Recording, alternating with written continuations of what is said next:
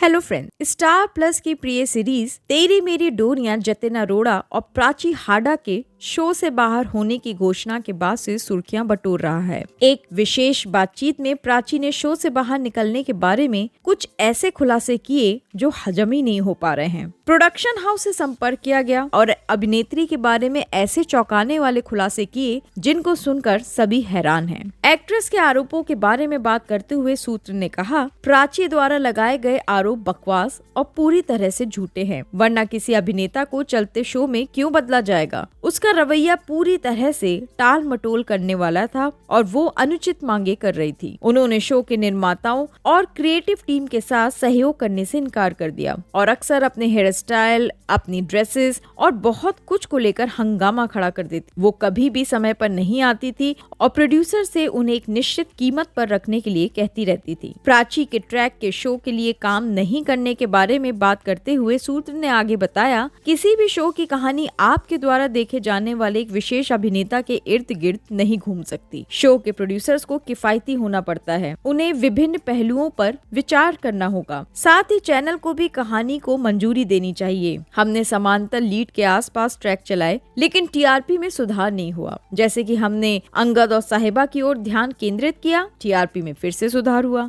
हम सभी जानते हैं कि कोई भी शो रेटिंग पर ही काम करता है। जब हमने अपने सूत्र से पूछा कि क्या प्राची ने स्वेच्छा से शो छोड़ दिया था और 4 बार इस्तीफा देने की कोशिश की थी, तो उस व्यक्ति ने कहा, बिल्कुल नहीं। वो हमसे अपना वेतन बढ़ाने और उसे एक निश्चित कीमत पर देने की मांग करने के लिए हमारे पास आई थी। उसने कहा कि वो चाहती है कि हम उसे एक निश्चित कीमत पर दें, भले ही उसकी तारीखों का उपयोग नहीं किया जा रहा हो। अब क्या ये ब्लैकमेलिंग नहीं है? विजेंद्र और हिमांशी शानदार अभिनेता और शानदार इंसान भी हैं। वो विनम्र, व्यवहारी, सहयोगी और बहुत ही अच्छे हैं। उनकी कभी भी कोई अनावश्यक मांग नहीं होती, लेकिन अन्य समांतर सुराग वो नखरे करते हैं और जिन लोगों ने ऐसा किया है उन्हें बाहर रास्ता दिखाया जाता है। प्राची अपनी तुलना विजेंद्र से करती रहती थी। विजेंद्र एक अद्भुत व्यक्ति हैं और उन्होंने कभी किसी को परेशान नहीं किया। हिमांशी के साथ भी ऐसा ही है। उसे रिप्लेस कर दिया गया है, हमने उसकी जगह ले ली है और उसकी अनुचित मांगों के कारण हमें ऐसा करना पड़ा। हम 6-8 महीने से उसके साथ रह रहे थे।